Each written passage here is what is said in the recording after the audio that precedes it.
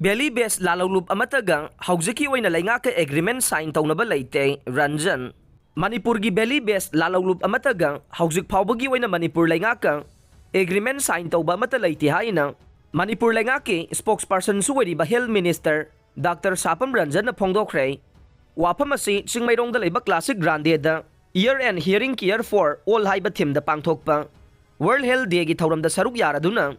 Paumising na hangba wahangi paukhum piraduna Minister Ranjan na phongdokhibanai mahakna makata na paumising da hai social media da belly base Lalhoulup amagang Manipur Leingakka wari sanagani haiba wapam phongdorokpa du aran banai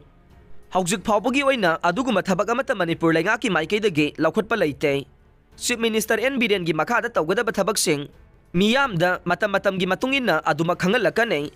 Adubu sandorogli bawapam adu Leingakki knowledge Houjik phawbagi oina leitre hiram asigi matangda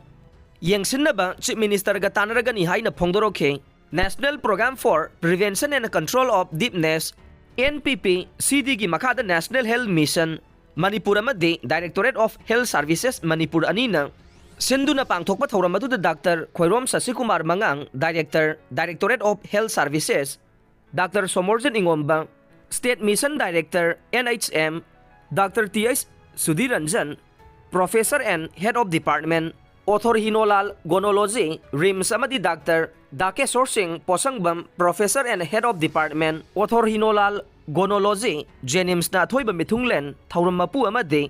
akhanaba mithunglen oina saruk yakhe